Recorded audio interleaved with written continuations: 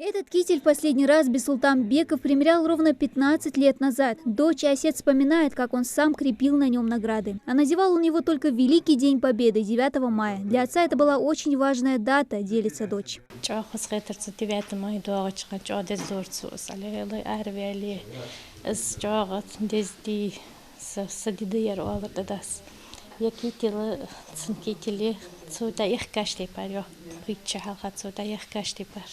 شورتي تنحمر اشت 9 мая дуачхан хари яхи штези қоғыз дыздуғди.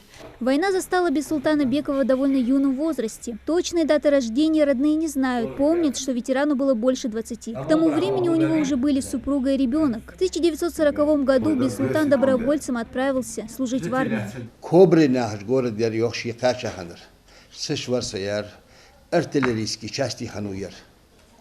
Война, язык барьер, но до хабар, Брестский крепость сигата барьер. Истамбул был 22 июня после латер сояру. Сигалер коки сана хачияки су бомбар ашти самолет шкул да табло говорю. Дук адам бирёгор. Дук метиш халк ерёгор. Сигер хадул да хатон бешил да курский дуги качшияр су. У хадиса сио условия хат одиса камалер да has конкретно датаж время сундагиаца рекосовский аграни шимбета халосяр. Рассказывал о своем боевом пути ветеран Скупа. Не любил вспоминать это тяжелое время. Не раз он видел, как его товарищей забирала война. Как-то часть, в которой воевал ветеран, разбомбила прямо у него на глазах, а его сильно контузило. А однажды при отступлении он почти 2 суток провел в болоте, пытаясь вытащить военную технику вместе с солдатами, чуть не поддался трясине. Болотер с пушкашти кешаш ардуахжу хамешке симметрички осколкажеттен симметрички лодурса ярсус.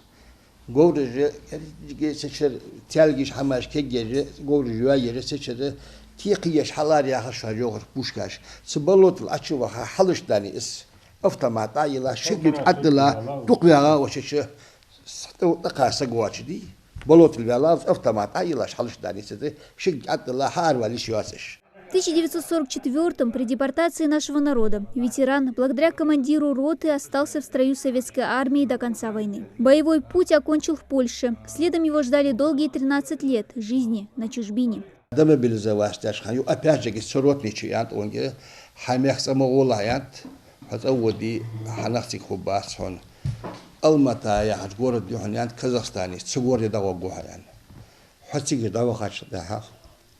Хайнах сигиш колбе буханян.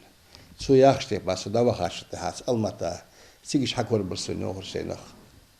Сигиш в наши до 57 года сигиш вягаус. За боевые заслуги ветеран удостоен многих наград. Это и орден Красной Звезды Отечественной войны первой степени. Правда, большинство медалей потерялось при депортации. В 1957-м Бесултан-Беков одним из первых вернулся в родное село, Верхние Очелки. Вместе с семьей обустраивал быт и оказывал активную помощь поселению. «Помоги всем, кому можешь и чем можешь, и всегда цени семейные узы», наставлял он детей и близких.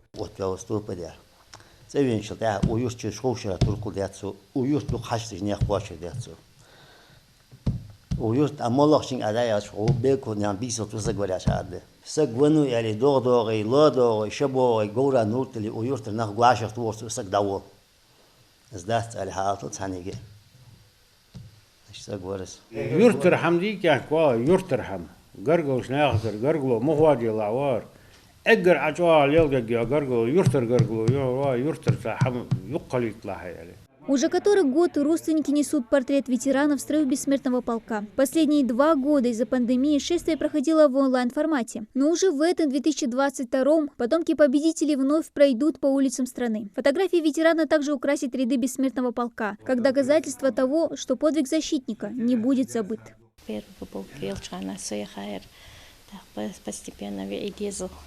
يتزل أخش سياق ميسس تشكيانا إيش أخش شو دقيقة داس أخذ أخش أخ كاش تشر أخ تزد تقي داز ياش تيبا تزد أخذ تندي زاش تيبا جا تزد دور تسوستي أربعة أوي تزد جا دور. Война отпечаталась в сердце Бесултана-Бекова болью и голодом, а осколки, попавшие в тело, так и не смогли вытащить, и он всю оставшуюся жизнь мучился от боли в ногах. Цена за победу была велика, но память о таких людях живет в сердцах благодарных потомков. Дана Плиева, Магомед Дарсигов, Новости 24.